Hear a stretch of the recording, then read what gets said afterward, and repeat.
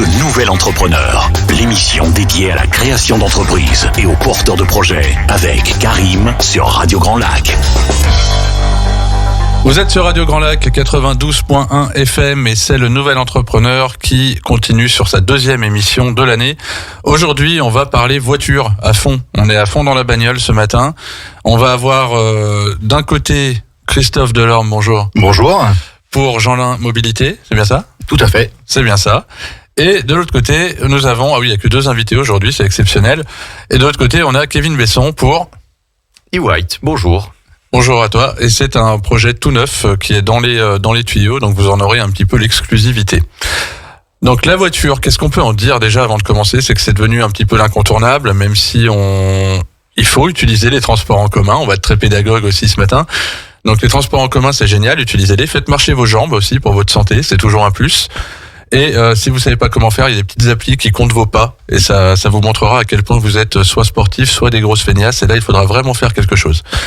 Pour la voiture, ça reste un incontournable quand on doit aller au travail et que c'est pas à côté de la maison, que c'est pas forcément bien desservi, ou alors que c'est sur des horaires qui ne sont pas du tout arrangeants avec les transports en commun. On connaît tous les bus bondés où on n'est même pas sûr qu'on pourra rentrer. Il y a certains trains où si on doit faire de la route, être debout tout le long avec les secousses et tout, c'est pas forcément ce qu'il y a de mieux. Donc la voiture est toujours là et encore pour longtemps, sans compter les utilitaires, les véhicules. J'ai envie de dire ce qu'on appelle, c'est un nom particulier, je crois d'ailleurs, ces véhicules-là. Mais tout ce qui va servir à transporter de la marchandise, tout ce qui va servir à transporter des personnes aussi dans le cadre du travail, etc. On a toujours besoin de véhicules motorisés. On n'a pas le choix. On peut faire des efforts dans la vie privée, mais après, pour le professionnel, c'est toujours plus compliqué. Et on va commencer avec du concret, comme on disait tout à l'heure, et avec Christophe Delorme. Je vous laisse vous présenter. Eh bien, je suis Christophe Delorme, j'ai 49 ans, je suis marié, j'ai 2 enfants, et je suis sur la région depuis 13 ans, et ça fait 1 an, je suis chez Jeanlin Mobilité.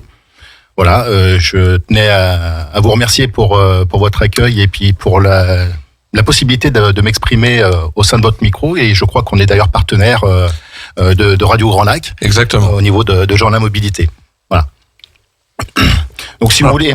je sais pas, peut-être que je vais présenter un petit peu la société. Justement, alors, vu qu'on on est sur une émission de l'entrepreneur, on va aussi parler de vous, tant qu'à faire, c'est que comment vous êtes arrivé là où vous êtes aujourd'hui et quel est votre poste, en fait ? Alors, moi, aujourd'hui, mon poste, c'est conseiller commercial Fleet. Dans Fleet, ça veut dire, c'est la vente aux professionnels, parce qu'il y a différents types de vendeurs au niveau de la société Jeanlin. Je suis arrivé là, par choix en fait. J'ai eu une expérience commerciale par le passé avec beaucoup de routes dans les lubrifiants industriels pendant plus de 17 ans. Mm-hmm. Et puis un jour, je me suis dit j'aimerais bien me poser un petit peu. Et puis l'automobile m'a toujours un petit peu intéressé. Et donc du coup, me voilà arrivé chez Jeanlin. Okay. Déjà, c'est génial de faire ce qu'on aime. C'est déjà le top. C'est ça, tout à fait. Et donc, si on doit parler de Jeanlin, qu'est-ce qu'on peut en dire ? Alors Jeanlin, c'est Déjà, je pense que c'est un nom que tout le monde connaît, je pense, normalement. Je pense sur le secteur, je pense que tout le monde connaît. Alors peut-être un petit peu moins l'historique de la société, parce que le nom Jeanlin est vraiment le nom du fondateur de la société, qui a créé son garage en 1966, à Aix-les-Bains d'ailleurs. Voilà, et puis après, le petit garage est devenu de plus en plus grand avec en 1971 la distribution de Volkswagen et Audi sur la Savoie. Et puis au fur et à mesure du rachat de sociétés et puis de la distribution d'autres marques comme Hyundai. Et puis plus dernièrement, on va dire, avec la distribution officielle des marques MG, qui est une voiture véhicule 100% électrique sur Grenoble, sur Chambéry, Annecy et Lyon. Et puis en 2022, encore plus récemment, le rachat de DS et Citroën sur le PJX. Et puis 2023, c'est la toute dernière nouveauté, c'est Opel sur la Haute-Savoie. Voilà, donc on a élargi un petit peu la gamme, ce qui va nous permettre de répondre effectivement au maximum de gens au niveau de la société. Ouais, donc ça touche vraiment à tout. J'ai tout type de marque. Tout type de marque. On a 18 marques effectivement au sein du groupe maintenant. Donc tout le monde connaît Audi, Volkswagen, Seat, Skoda, etc. Enfin, je ne vais pas toutes les citer parce que ça ferait trop long. Ce qu'il faut savoir, c'est que Jeanlin, c'est tout un écosystème. Et Jeanlin, c'est le 19e groupe distribution en France. Voilà, donc on a 70 points de vente de véhicules neufs. On a 33 centres de véhicules d'occasion. Voilà, on a de la location de vannes avec 9 agences de location franchisées Rent-A-Car. On fait de l'assistance, de la réparation, de la maintenance. On a 50 ateliers, on a 14 carrosseries. On fait tout ce qui est pièces et accessoires de campeurs et équipements. Et puis, on a tout ce qui est nouvelle mobilité avec e-City, SoWatt, Cluster, qui sont du déplacement petit trajet, électrique, vertueux, vert, etc. Voilà. Et puis, on a toute la relation effectivement client avec des call centers, avec le rachat cash de véhicules. Et puis des produits de fidélisation avec tout ce qui est maintenant assurance aussi. On fait des assurances aux particuliers. Alors, qu'est-ce que vous ne faites pas, en fait? Parce que là, ça veut dire, la liste est quand même dingue. Hein. Eh ben, écoutez, déjà, on fait tout ce qu'il faut. Alors, il n'y a pas encore Ferrari. Non. Il y a pas... Alors, quoique, on va voir avec Jeanlin Héritage, qui est le centre d'occasion premium. C'est Héritage ou Vintage? Héritage. Ah, je crois que c'était Vintage. Non, c'est Jeanlin Héritage. D'accord. Voilà, et effectivement, là, on peut éventuellement retrouver des Porsche, des Ferrari et bien d'autres marques. Une magnifique 8C. Et d'ailleurs, Christophe est là aujourd'hui pour annoncer qu'un auditeur au hasard sera tiré au sort et gagnera une Ferrari. Ah, c'est pas moi qui l'ai dit. Hein. C'est pas moi qui l'ai dit. Voilà. Donc, si vous voulez, au niveau du groupe, on reste une société quand même familiale. Ce qu'il faut savoir, c'est que Jeanlin est quand même animé par une performance qui est reconnue par les différentes marques, puisqu'on est le premier distributeur France de Seat, Skoda, Volkswagen utilitaire et la marque MG qui vient d'arriver sur la France. Et on est 3e distributeur France de Audi, Volkswagen et Hyundai. Juste pour résumer. Je vais faire une mini parenthèse parce que vous avez abordé l'aspect réparation. Oui. Expérience. Presque perso, j'ai une amie qui a une Skoda qui a été achetée d'occasion chez Jeanlin et un jour elle avait déjà paumé une clé et elle paume la deuxième, donc c'est problématique. L'assurance envoie un camion qui la ramène chez Jeanlin et donc le lundi elle y va, elle explique le problème et c'est réglé très rapidement déjà, alors que les clés à coder ça peut prendre un certain temps parfois. Là ça a été réglé quand même très vite et surtout moi ce qui m'a épaté c'est que j'étais là quand elle a repris la voiture. On a juste fait refaire des clés. Ils ont nettoyé toute la bagnole dedans-dehors. Hein. La voiture, tu la récupères, elle est comme neuve, alors qu'il n'y avait aucune réparation à faire dedans ou quoi. Et je trouvais le service quand même incroyable. C'est effectivement, c'est une des priorités, l'accueil et le professionnalisme de l'ensemble de la société. C'est vraiment on va dire l'ADN aussi de la société. Il y a tellement de concurrence sur le secteur qu'il faut essayer effectivement de se démarquer un petit peu des autres. Et depuis le début, en fait, je pense que c'est un credo que Jeanlin insuffle et le retour des clients est en général, on n'est pas à 100%, hein, mais on a une grosse partie de nos clients qui sont très satisfaits des services et qui reviennent chez Jeanlin justement pour ça. Ouais, mais je n'en suis pas étonné du tout. Voilà.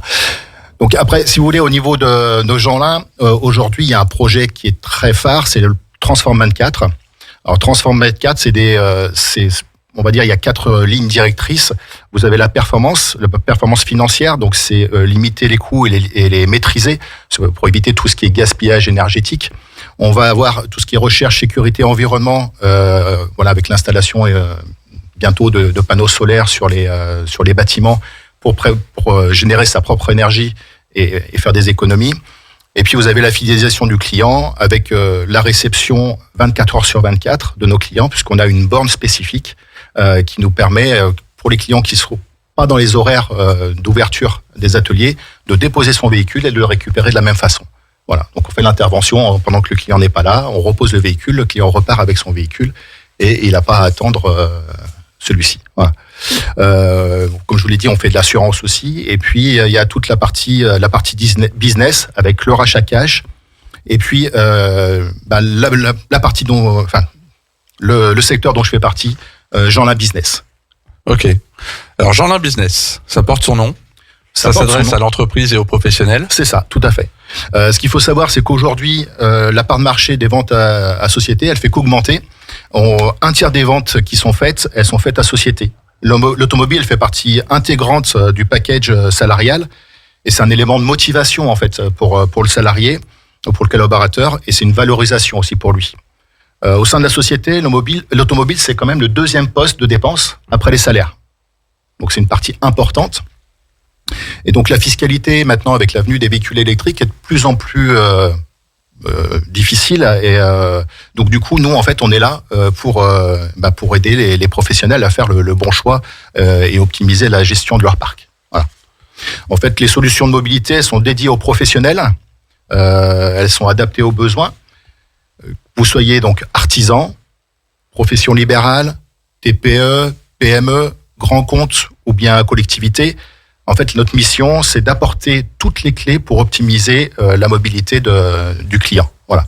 Donc, ça peut être, comme je vous l'ai dit, du 2 roues, du 3 roues, du 4 roues, avec de la trottinette, du triporteur, en passant par des petits véhicules électriques. Et puis après, des véhicules plus classiques, thermiques, hybrides, et puis thermiques. Voilà. Et puis donc aussi l'utilitaire, on en a parlé un peu tout à l'heure. Ça fait partie de nos prérogatives. Voilà. Ok. Alors, un cas qui m'est arrivé, et j'aimerais bien avoir du coup l'avis du professionnel. On a tous en tête un peu le cliché du vendeur de voitures qui saute sur les gens, qui s'agrippe et qui veut absolument vendre son truc sans vraiment se préoccuper du client. Donc dédicace à tous les lycéens qui apprennent le son casse actuellement. Et du coup, ça m'était arrivé moi. Je cherchais un tout petit utilitaire il y a quelques années pour une autre société que celle que j'ai aujourd'hui. Et je m'étais retrouvé à un moment chez... on peut citer des marques. Bah ouais, faut s'assumer des fois dans la vie. Donc je me suis retrouvé chez Citroën Hollandier. Je visite un peu le parc à l'arrière et tout ça. Et puis là, il y a quelqu'un qui vient me voir. Mais c'est ce qui est déjà pas mal, hein. Oui, des fois, on vient pas vous voir. Après, il y a la manière. C'est-à-dire que quand on vient te voir, on te sentant presque dessus. Alors, très fort enthousiasme, ça je félicite, vraiment. Mais derrière, oui, très, on n'était pas au même niveau d'enthousiasme. Il m'a traîné jusqu'à son bureau et là, il me dit, alors, moi, j'ai exactement le modèle qu'il vous faut. Est-ce que vous avez une famille, des enfants? Non, j'en ai pas. Eh ben, c'est pas grave, parce que quand vous en aurez une, cette voiture, elle est parfaite pour vous et tout. Ouais, mais là, j'en ai pas. Donc, il me faut un autre argument. Ok, vous avez une moto? Non, j'en ai pas. Ah, c'est dommage, parce que la moto, elle rentre à l'arrière. Donc, il faudrait que vous ayez une moto. Ça va être vachement bien dans ce véhicule-là. Et tout le long, c'était comme ça. Je me disais, mais préoccupe-toi de moi à un moment. Dis-moi des choses qui, déjà, c'est pour mon entreprise. Parle-moi pas de ma vie privée. Voilà. Il y a tout ce processus qui est justement, je sais, pour connaître quand même l'enseigne, je sais que vous êtes beaucoup plus dans le conseil personnalisé. Et vous êtes une espèce de traducteur aussi, parce que le fiscal, tout le monde ne peut pas le comprendre. Et justement, vous intervenez à ce niveau-là pour rendre ça plus compréhensible et chercher les meilleurs plans pour la personne qui est en face de vous. C'est exactement ça. Alors, on pose quand même des questions personnelles, puisqu'on a besoin, aujourd'hui, c'est des véhicules... Est-ce que vous voulez savoir si j'ai une moto aujourd'hui? Ouais, non.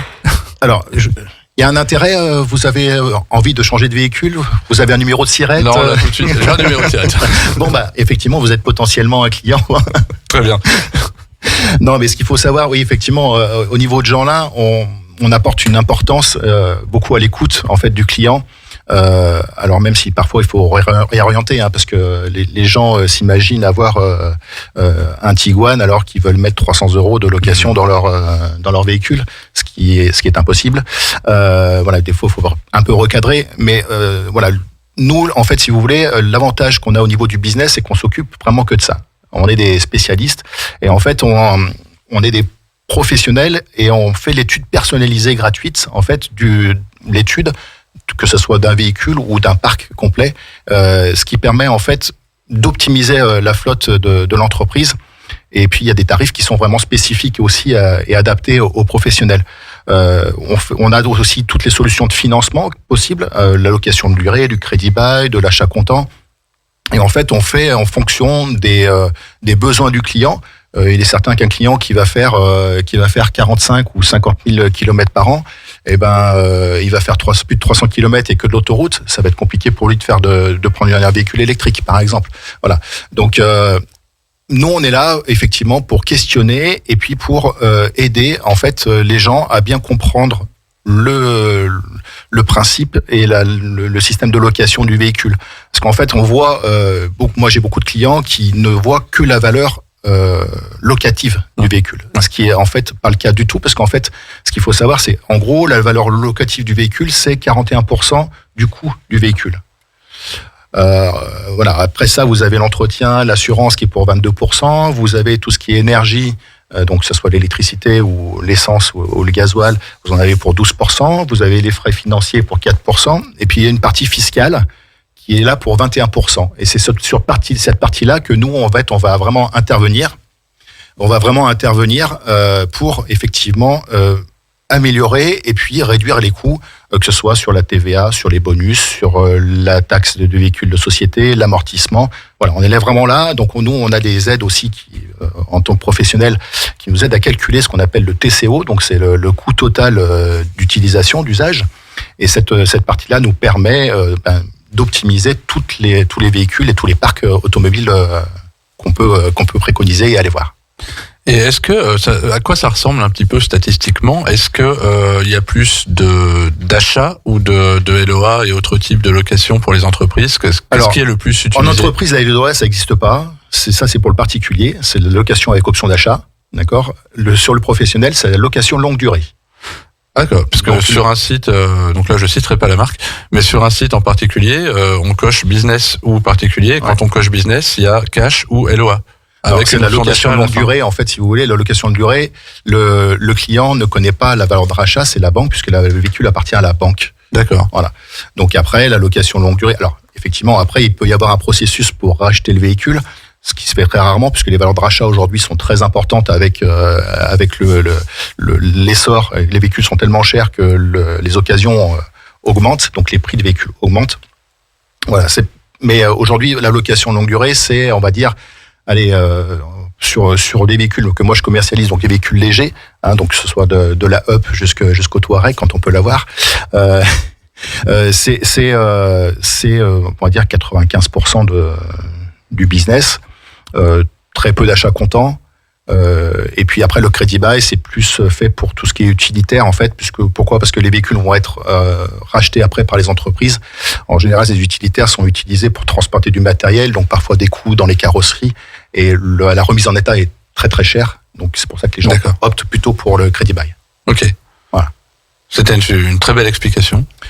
J'espère avoir été clair. Ouais. Complètement. Et du coup, à ce niveau-là, sur les oui, je regarde le temps en même temps quand même.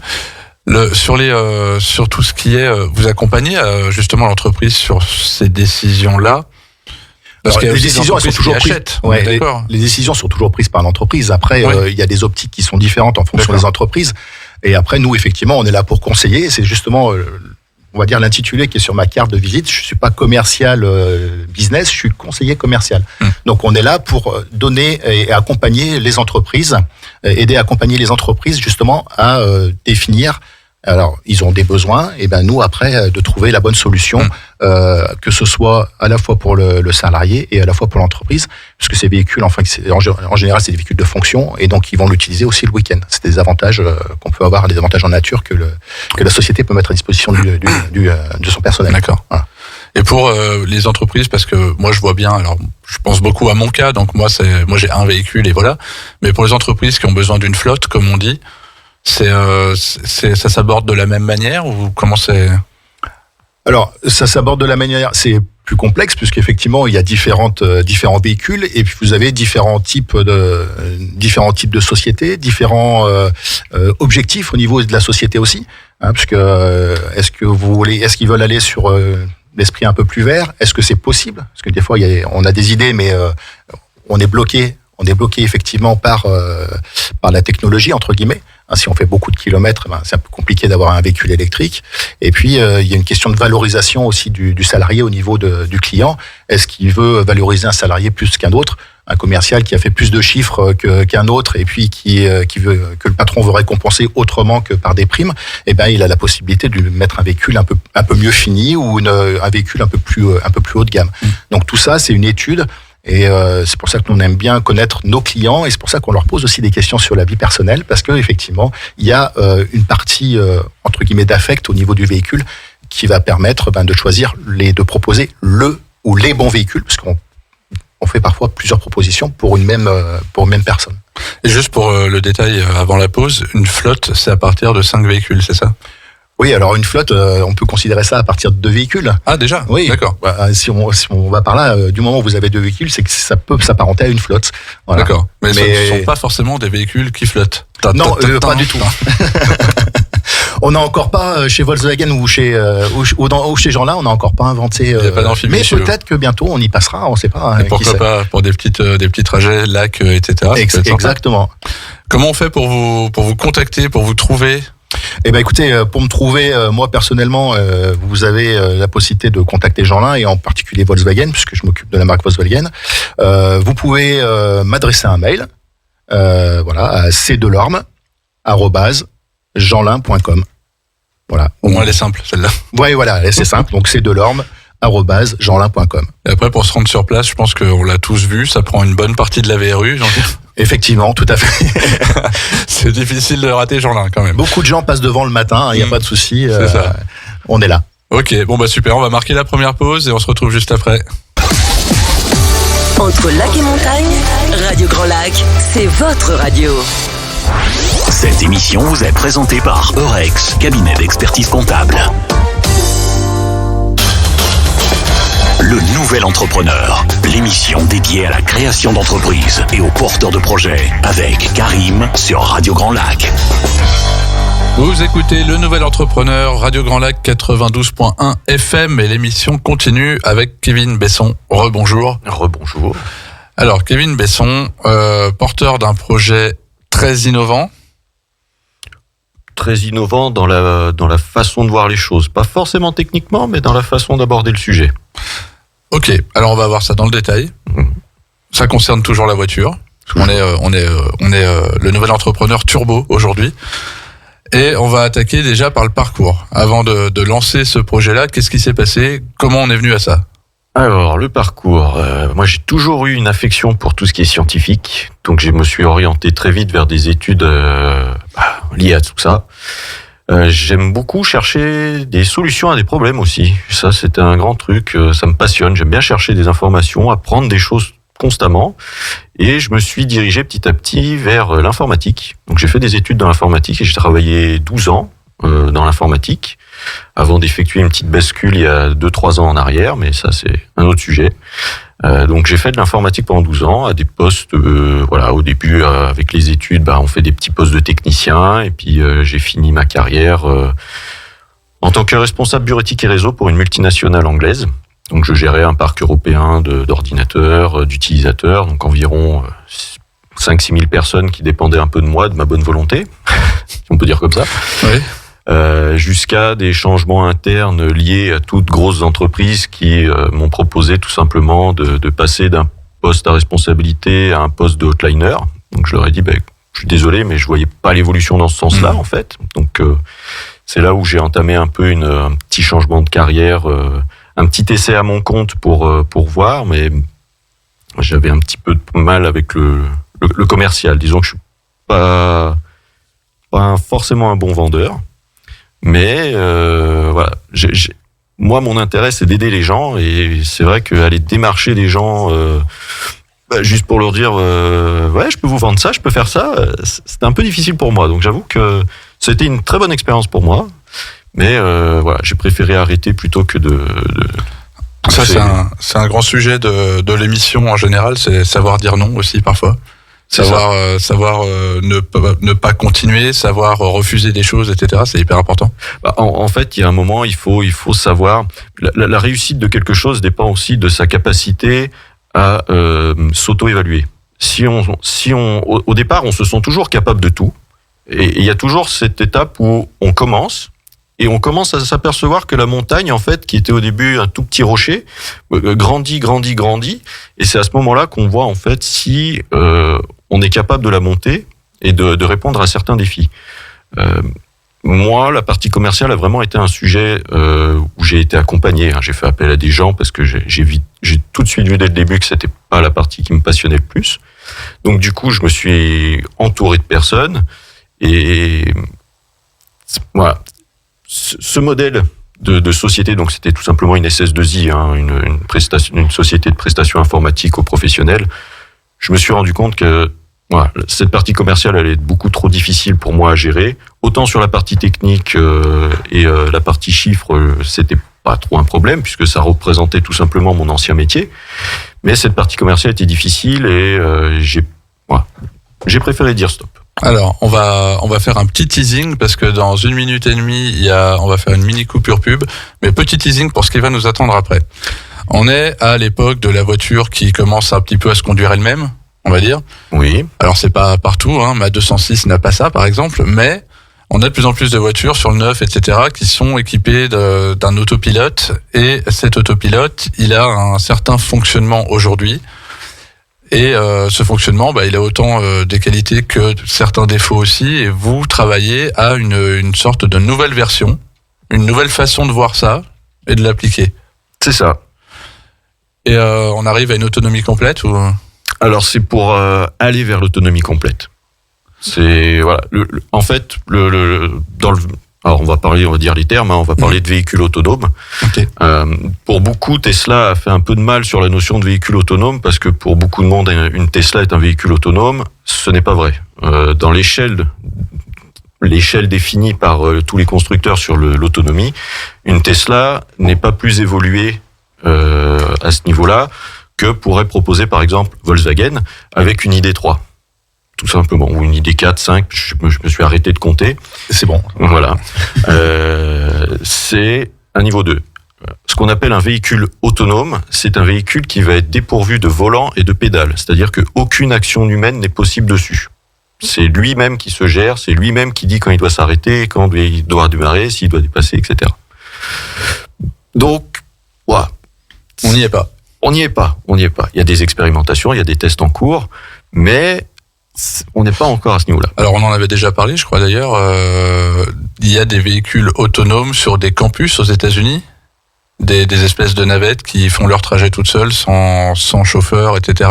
Oui. Alors aux États-Unis, il y a pas mal d'expérimentations. Mais ça reste des tests. Je veux dire, c'est pas quelque chose de. Alors pas forcément. On a la société Cruise et Waymo aux États-Unis, par exemple, qui commencent à avoir de plus en plus d'autorisations pour expérimenter sur la voie publique. Alors toujours avec des véhicules équipés d'un volant et des pédales et d'un ingénieur au volant pour récupérer au cas où, puisque voilà, la technologie est pas encore fiable à ce point-là.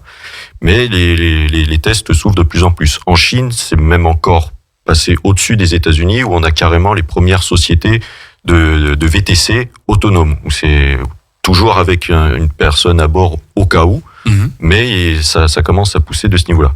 En Europe, on va avoir surtout sur les grandes métropoles où il va y avoir des expérimentations.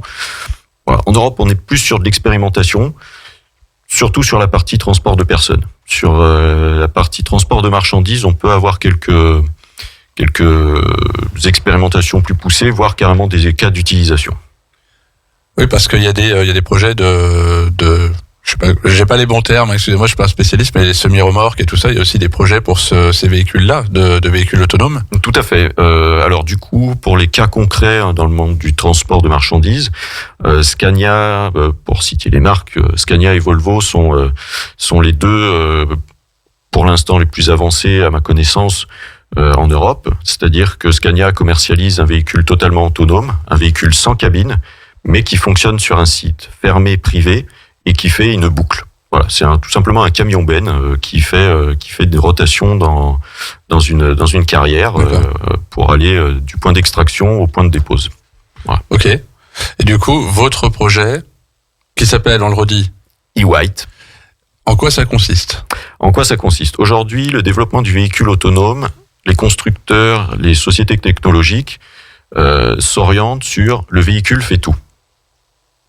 Moi, mon idée, c'est le véhicule va un peu moins faire et on va mettre des petits intermédiaires qui vont dire au véhicule quoi faire. Voilà. En gros, aujourd'hui, nous, on se sert de la signalisation en tant qu'humain pour adapter notre conduite. Aujourd'hui, le véhicule autonome, il s'autogère à ce niveau-là. Mon idée et mon projet et ce que je suis en train de développer, c'est tout simplement dire au véhicule, ici, tu feras comme ça. Là-bas, tu feras comme ça. Donc, c'est plus le véhicule qui décide. C'est plus le véhicule qui décide. Il obéit à la signalisation. Voilà. C'est-à-dire qu'on anticipe, l'humain aura un contrôle, si on peut parler de contrôle, sur le véhicule grâce à cette solution, puisque du coup, il pourra définir, par exemple, une zone piétonne, il pourra dire au véhicule, ici, je veux pas que tu dépasses plus de 20 km/h. Et tant que le véhicule, puisque ça reste tout simplement un robot, à qui on donne des ordres et qui s'adapte à ces ordres, tant qu'il n'aura pas un ordre contraire, il restera à 20 km/h. D'accord. Alors moi, je me souviens de plans que j'avais vus. Oui. Avec la voiture qui captait un petit peu tout ce qui se passe autour d'elle, comme on le connaît un peu déjà. Oui. Mais en plus, là, ça serait qu'il faudrait équiper la signalétique routière. C'est ça. Pour qu'elle envoie des signaux. En fait, la voiture est un récepteur, simplement. C'est ça. La voiture serait un récepteur, pas pour tout.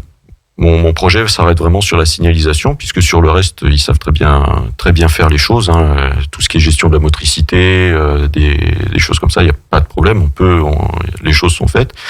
Pourquoi je veux m'attaquer qu'à la signalisation ? C'est parce que plusieurs tests ont montré que tout ce qui est système de détection, que ce soit les lidars, les sonars ou les systèmes avancés de caméra avec l'IA qui fonctionne derrière, sont faillibles.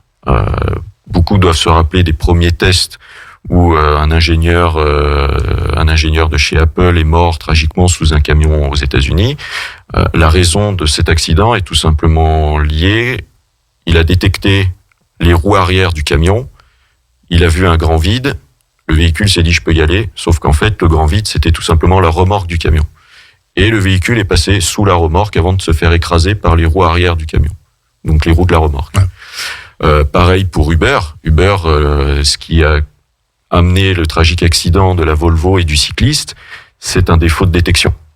Il y a beaucoup de problèmes qui sont liés à ça, et le plus inquiétant, aux États-Unis, ils ont fait des tests par rapport à ces logiciels de détection de panneaux, puisque c'est tout simplement une caméra avec un algorithme intelligent qui va rechercher les informations sur du caméra temps réel.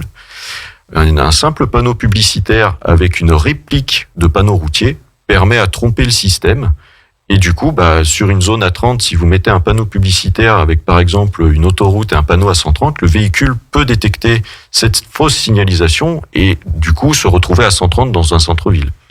Et il y avait aussi un problème, il me semble, en Californie, avec des Tesla, je crois, ou alors des véhicules Google, l'un ou l'autre, qui s'étaient encastrés les uns dans les autres parce qu'une rue était barrée et leur GPS n'était pas à jour, je sais pas quoi, ils ont même pas anticipé l'obstacle et boum, boum, boum, les unes dans les autres. Alors c'était Google de mémoire, et le cas le plus drôle qu'il y a eu quand même récemment, c'est le cas de Cruise avec General Motors, où ils ont eu, pour une raison totalement inexpliquée, ils se sont retrouvés avec 8 véhicules qui se sont mis d'eux-mêmes, alors qu'ils étaient même pas censés être là, se sont mis d'eux-mêmes dans une rue à sens unique, en plein cœur de San Francisco. Ils se sont tous retrouvés là, les gens faisaient des vidéos, comprenaient pas, et voilà, les véhicules sont arrivés là. Voilà. Ok. Et donc, comment on monte un projet comme le vôtre ? Parce que c'est quand même pas commun. On n'est pas en train de monter, une pizzeria ou Ça c'est sûr, on n'est pas sur un business standard. Oui. Voilà. Donc c'est compliqué, faut persévérer, faut trouver les bons interlocuteurs. Faut aussi se dire que beaucoup de choses devront être faites par soi-même. Vous pourrez trouver des gens qui vont vous aider, mais il faut partir du principe que soit vous arrivez à créer l'intérêt et ça peut aller très vite, soit les gens comprennent pas trop, ou vous attaquez à un marché innovant ou un marché un peu de niche comme peut l'être le véhicule autonome. On va pas se le cacher, aujourd'hui c'est un marché qui est tenu par et les constructeurs et certaines sociétés technologiques, où là c'est un petit peu plus dur. Moi j'ai eu la chance de pouvoir discuter avec des gens du milieu, très compétents, qui travaillent là-dedans depuis des années et qui m'ont confirmé, qui m'ont dit il y a du potentiel, il faut travailler, il faut persévérer. Donc c'est pour ça que je persévère aujourd'hui. Et donc comment on fait pour, est-ce qu'il y a besoin de financement, j'imagine, comme pour tout projet et encore plus pour ce type de projet ? Oui, alors il faut du financement, idéalement beaucoup de fonds propres, parce qu'au début il va être difficile de convaincre un peu les gens sans du concret. Surtout que là, la grosse particularité de ce projet, c'est que je ne fournis pas une solution à un secteur. C'est-à-dire que d'habitude, quand on vient sur un marché, on propose une solution pour une activité ou pour un secteur. Moi, là, je veux m'attaquer à la mobilité au sens favoriser le transport en commun. Mmh. Dans ma philosophie profonde, pour moi, le véhicule autonome a un intérêt pour le transport en commun. Mais pour que cette vision à long terme d'avoir plein de transports en commun autonomes existe, il faut que le véhicule autonome existe. Donc pour ça, il faut que j'aide à avancer ce marché. Sauf que pour faire avancer ce marché dans ma vision, j'ai besoin des constructeurs, des collectivités locales, puisqu'on parle de signalisation routière, donc collectivités locales, État, toute cette notion-là. Mais il y a également les assureurs qui rentrent en ligne de compte, puisqu'aujourd'hui, il y a un très gros débat sur le véhicule autonome, sur la responsabilité en cas d'accident. En fait, il y a c'est un écosystème émergent qui a beaucoup de questions sans réponse pour l'instant, où on se demande si c'est une chimère ou si c'est quelque chose qui va être réel, puisque Tesla, de mémoire, depuis 2018 nous annonce, même 2016, je crois, nous annonce le 100% autonome sur ses véhicules. Voilà, bon, on n'y est toujours pas. Donc, il y a un type de véhicule qu'on croit autonome et qui ne l'est toujours pas, mais si on prend les trains, le train, il est réglé pour aller tout seul d'un point à l'autre, de faire tout son chemin, ses arrêts à toutes les gares, etc. Mais il y a quand même des pilotes dedans et qui doivent régulièrement presser la manette pour dire qu'ils sont toujours là. Tout à fait. Donc, c'est-à-dire, même sur un trajet simple comme un train, je veux dire il n'y a pas de croisement, il n'y a pas de priorité, il n'y a pas de, tout est bien réglé, tout est bien orchestré. Et là, on a quand même besoin que l'humain révèle sa présence à la machine pour que tout fonctionne correctement. Donc, est-ce que sur la circulation voiture, on peut rêver vraiment de l'autonomie totale? Je sais pas, moi ça me fait penser, c'est comme quand on parle des véhicules volants, on a tous rêvé avec Retour vers le futur 2. 2015 est passé et on attend encore, mais tant pis. Oui, mais les véhicules volants, moi souvent quand on en a parlé avec des gens, il y avait toujours quelqu'un qui avait cette vérité qui sortait à un moment, qui était, mais déjà que sur la route, à terre, il y a des accidents dans tous les sens parce que personne sait conduire. Alors imagine si on les met en l'air. Je pense qu'il y a surtout un défi humain quelque part. Il faut vraiment éduquer les gens à un moment. Oui, il faut éduquer les gens et il faut surtout rester réaliste. C'est-à-dire qu'on peut pas demander à un robot de faire mieux que nous. Nous, on n'arrive déjà pas à comprendre comment on arrive à faire tout ce qu'on fait. On a une compréhension de notre cerveau qui est ce qu'elle est aujourd'hui et on se rend bien compte qu'on n'a pas encore tout compris. Donc on peut pas demander à une intelligence artificielle que nous-mêmes on code, donc faillible par défaut, soit infaillible pour nous. Donc c'est sûr qu'il faut trouver des compensations et c'est ce que j'essaye de faire avec ce projet. Donc si on est hyper intéressé par ces choses-là, parce que c'est quand même le futur, comment on suit le projet? Comment on peut voir, déjà pour en savoir plus et puis pour voir un peu l'avancée au fil du temps? Alors j'ai un site internet, donc sur l'adresse www.ewhite, donc ewit-tech.com, où là vous avez le descriptif de ce que je veux faire, la vision, comment je veux le faire et pourquoi. Et en bas de page, vous trouverez tout simplement la possibilité de vous inscrire à une newsletter qui est en cours de rédaction, parce qu'il faut réfléchir à ce que je vais mettre dedans. Faut pas envoyer du vent, faut écrire des choses quand même. Et également un contact pour me contacter directement pour connaître l'avancée du projet ou tout simplement discuter. Ok. Un mot de la fin? J'adore la voiture. Eh bien, je pense qu'on est tous d'accord là autour de la table. Donc, on va se quitter pour une petite pause sur l'amour de la voiture avec une petite page publicitaire, un peu de musique et on revient juste après pour un débat du futur. À Aix-les-Bains et autour du lac du Bourget, Radio Grand Lac, la radio de l'identité locale. Cette émission vous est présentée par Eurex, cabinet d'expertise comptable. Le Nouvel Entrepreneur, l'émission dédiée à la création d'entreprises et aux porteurs de projets avec Karim sur Radio Grand Lac. Le Nouvel Entrepreneur, suite et fin avec, je le rappelle, Christophe Delorme de Jeanlin Mobilité et Kevin Besson de ewhite. On a deux pros de la voiture, donc on va essayer d'imaginer un petit peu ce qui nous attend dans un avenir proche. Partons par exemple on avait la voiture autonome juste avant, on n'y est pas encore. Ça clairement, c'est pas pour demain.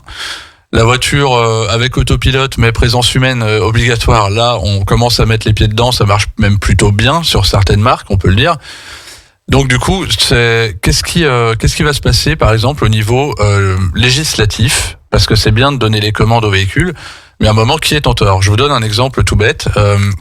Il y a quelques mois, Tesla fait une nouvelle mise à jour et ils mettent le summon, donc l'invocation, dans leur petite appli téléphone, ce qui fait que si on veut, on est sur un parking, on invoque sa voiture, elle s'allume, elle sort de sa place, elle vient se mettre devant vous, vous n'avez plus qu'à monter et partir. Et je vois une vidéo de plein de gens, alors forcément l'option est nouvelle, tout le monde l'essaye, il y a des tonnes de vidéos sur YouTube aux États-Unis, et entre autres, un qui essaye sur un parking de supermarché, la voiture avance, alors elle s'arrête dès qu'il y a un chariot, elle laisse passer les gens, pas de problème, tout va bien.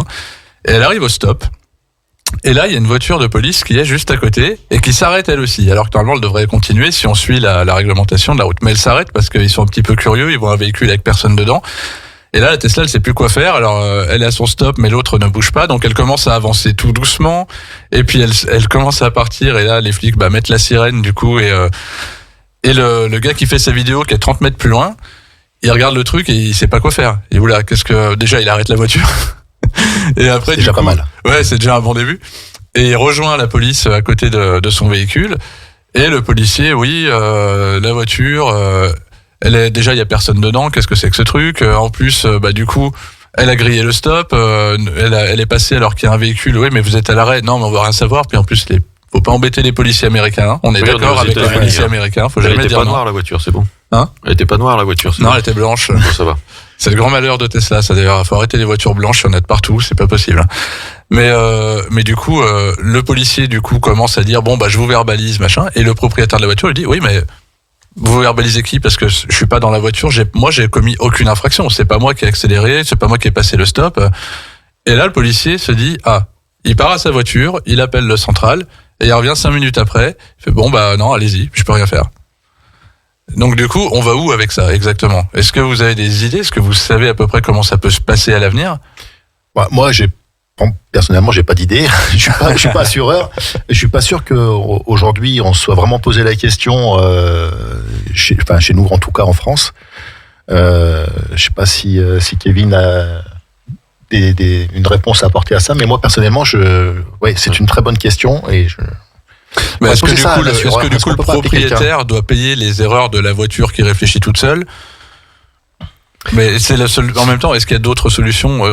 Qui va être accusé de l'erreur? On va accuser la voiture, mais je veux dire. Non, alors en fait là, la grosse, c'est ce que je disais tout à l'heure. En fait, il y a une très grosse problématique liée à l'assurance parce que aujourd'hui, si un véhicule est autonome, qui peut se déplacer tout seul, si par exemple vous dites, j'ai un véhicule autonome, j'envoie mon enfant de 5 ans avec mon véhicule autonome à l'école, il conduit pas, donc il n'y a pas besoin du permis, et qu'il y a un accident sur la route, comment ça se passe?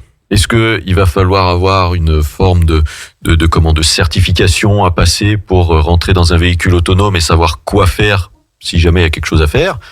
Est-ce que en cas d'accident, il va falloir définir si c'est un problème lié au software, au développement de l'intelligence artificielle? Est-ce que ça va être lié à l'hardware qui a eu un défaut? Du coup, qui va être responsable de ça à ce moment-là? Si c'est de l'hardware, est-ce que ça va être le fournisseur de la pièce? Si c'est pas le fournisseur de la pièce, est-ce que ça peut revenir sur le constructeur? Est-ce que le constructeur va accepter que ce genre de problème lui revienne dessus? Parce que n'oublions pas que quand on achète un véhicule, le constructeur dit bien: vous êtes responsable de l'utilisation du véhicule. Nous, on vous le vend pour une utilisation bien définie. Si vous sortez de ce cadre-là, on n'y est plus.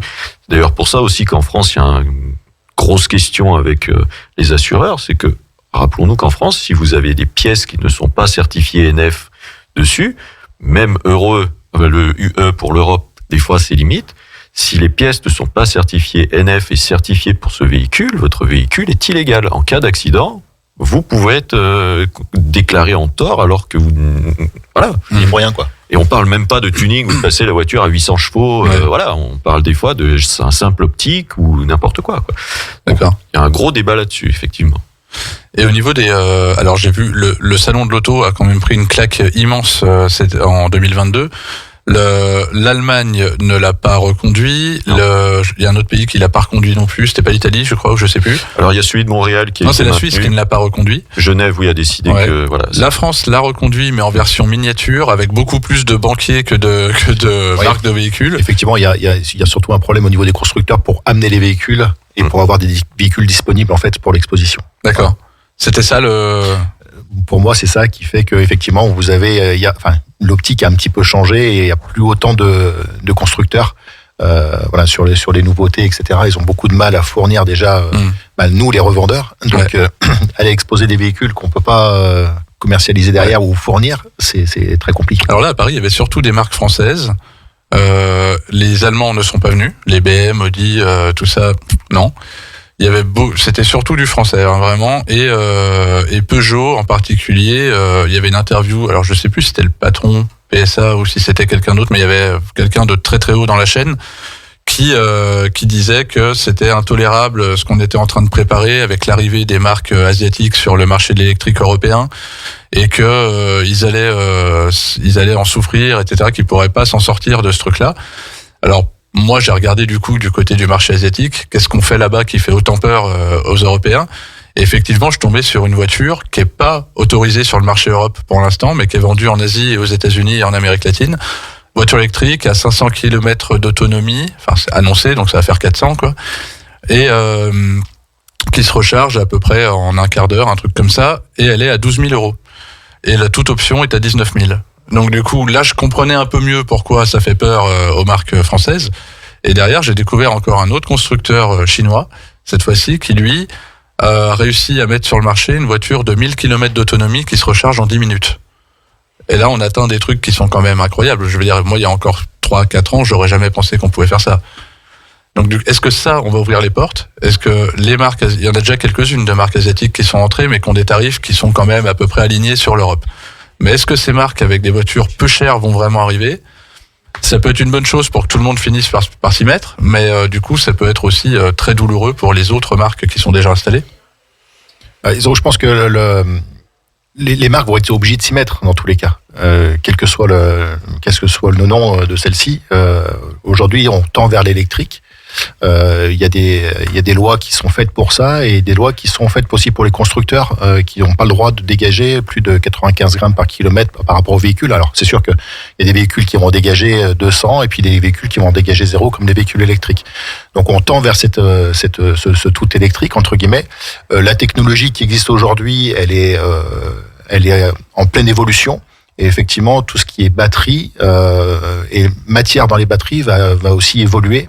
Parce qu'aujourd'hui, si on prend les matières qui sont dans le véhicule, on peut renouveler qu'à peu près 20% du parc automobile. Donc, il va bien falloir trouver des solutions et elles sont en train d'être trouvées avec des batteries qui seront moins lourdes, moins d'encombrement, donc moins de poids pour le véhicule et donc qui vont pouvoir permettre de rallonger ces kilométrages et puis avec des techniques de charge qui vont être aussi différentes et qui vont permettre de recharger beaucoup plus rapidement. Aujourd'hui, il va falloir que toutes les autres marques, effectivement, autres que chinois, qui sont parfois plus en avance que nous, développent tout ça, mais entre guillemets à leur sauce aussi, entre guillemets, quoi. Voilà. Mais le prix des véhicules, en ce qui concerne le prix des véhicules, il va falloir aussi que les constructeurs, comme ils seront entre guillemets peut-être moins taxés sur les dégagements de CO2, vont pouvoir permettre de sortir des véhicules un peu moins chers. Donc ça va être il va falloir faire un mix de tout ça et voilà. Après, les Chinois ont de l'avance. Là-dessus et voilà, on essaie sur les pièces. Ils ont surtout les pièces, ouais, tout à fait. C'est important. Un avis, Kevin? Alors moi, mon avis, c'est que j'aurais 2 remarques, surtout pour qu'on garde 2 choses en tête. La première, c'est que les véhicules chinois, certes, sont moins chers. S'ils passent pas l'Europe, c'est très souvent pour une raison toute simple, c'est le contrôle technique. Enfin, du moins le Euro NCAP, ce qu'on appelle les crash tests. Aux États-Unis, il faut savoir que la réglementation pour les véhicules, vous pouvez immatriculer à peu près tout et n'importe quoi. Hein. Je pense que tout le monde a vu sur Facebook le caddie à moteur géant. Il est autorisé. Il a une plaque. Il est autorisé à circuler. Pourtant, d'un point de vue sécurité, je suis pas convaincu qu'en cas de crash ou en cas d'accident, il soit très sécuritaire. Mais bon, en Europe, on est très, très, très, très protecteur à ce niveau-là. C'est-à-dire que les crash tests sont très, voilà. Pour présenter un véhicule sur le marché, il faut que on a un plus haut niveau d'exigence. Voilà. Donc aujourd'hui, il faut bien voir que un véhicule sur le marché chinois qui va pas dépendre des mêmes conditions de test qu'un véhicule européen, forcément va pouvoir se permettre de réduire ses coûts de fabrication sur les châssis. Faut voir que les constructeurs type européens, BMW ou les gros constructeurs qu'on a l'habitude de connaître qui vendent sur le marché européen dépensent des milliards en R&D sur tout ce qui est la sécurité des gens. Volvo, à une époque, avait la réputation de vendre des briques, c'est-à-dire que c'est toujours le cas d'ailleurs. Ils se vendent d'ailleurs de ça, de dire personne ne meurt dans nos véhicules. C'est leur leitmotiv et ça a un coût que forcément on est obligé, nous consommateurs, de subir. La deuxième chose sur ce sujet de recharge en 10 minutes, c'est que j'ai découvert en lisant plusieurs fois ce genre d'article qu'ils nous vendent une recharge en 10 minutes qui est fausse, puisque des fois, c'est tout simplement, vous arrivez à une station et on vous change la batterie. On vous enlève votre batterie qui est vide et on vous en met une qui est pleine. Donc, oui, on recharge en 10 minutes, d'accord, mais c'est pas vrai. voilà, on Il y avait arrange un petit peu le. Il y avait eu la un réalité. programme comme ça en Israël il y a des années en arrière. C'était Renault, le seul constructeur qui avait voulu suivre ce programme. Donc, le seul véhicule possible était une Renault faite exprès pour ça, où il y avait comme des stations-service dans tout le pays, impossible d'être en panne. C'était très bien réparti. En fait, quand on arrivait, on montait sur le socle, il y avait un bras qui enlevait la batterie, remettait une nouvelle et on repart. Ouais. Mais ça a pas tenu, ça a été arrêté ce truc-là. C'est il y a normal quelques parce que années. d'un point de vue, quand on fait un produit qu'on expérimente, on fait une petite série, c'est-à-dire qu'on va faire beaucoup de choses un petit peu plus manuelles, et c'est au moment où on va se dire comment on industrialise maintenant cette chose, que là on se rend compte que ah oui, il y a beaucoup d'actions humaines en fait qui vont être nécessaires. Donc qui dit action humaine dit qualification, dit rémunération, puisque le savoir se paye. Faut surtout pas négliger ce point-là, et au contraire, il faut le favoriser. Donc du coup, votre véhicule qui à la base vous disiez peut-être qu'à 30-40 000 euros je peux le commercialiser et avoir une rentabilité correcte, peut-être que finalement après étude de la mise en industrialisation, on dit non, en fait il faudrait que je le vende à 100 000 euros et ça passerait plus. Et puis il y a le coût de la main d'œuvre aussi. Voilà. Donc l'ensemble fait qu'effectivement on aura peut-être un petit décalage, mais ça, je pense que il va falloir de toute façon à un moment ou à un autre que les constructeurs évoluent. Il va falloir qu'il y ait une réaction à un moment. La grande question, moi, que j'aime bien poser régulièrement, c'est est-ce que les constructeurs peuvent continuer à vendre autant de véhicules, ou est-ce qu'ils vont devoir leur système de vente? Est-ce que le véhicule va être toujours j'achète, je vends, ou est-ce que j'achète, je fais évoluer petit à petit? Et après, sur les autres questions d'originalité et où ira la loi avec ça, il y a aussi, je sais pas si vous avez vu, un gros 4x4 BM qui maintenant propose le changement de couleur. On a une appli, il est noir, on appuie, il devient blanc. Ou alors on peut sélectionner des parties qui restent blanches ou noires, et on a même la vague. On peut rouler avec une voiture qui est blanche et qui a des vagues noires qui passent sur elle. Mais le problème, c'est que pour l'instant, il y a déjà que 2 couleurs, mais s'il est volé, on déclare quoi? Le véhicule est blanc, le véhicule est noir, le véhicule est blanc et noir. Toutes les couleurs. C'est difficile. Alors quand il y aura beaucoup de couleurs, je sais pas où on ira, mais en tout cas, c'est pour une prochaine émission certainement. Le nouvel entrepreneur, on va s'arrêter là pour aujourd'hui. Je remercie mes 2 invités. J'espère que tout s'est bien passé pour vous. C'était une bonne expérience. Tout à fait. Exactement, c'était une très bonne expérience. Merci de l'accueil et puis d'avoir donné l'opportunité de participer à cette émission. Avec plaisir. Pour nous, on se retrouve dans 2 semaines et on enchaîne votre programme sur Radio Grand Lac 92.1 FM avec Vue Autrement.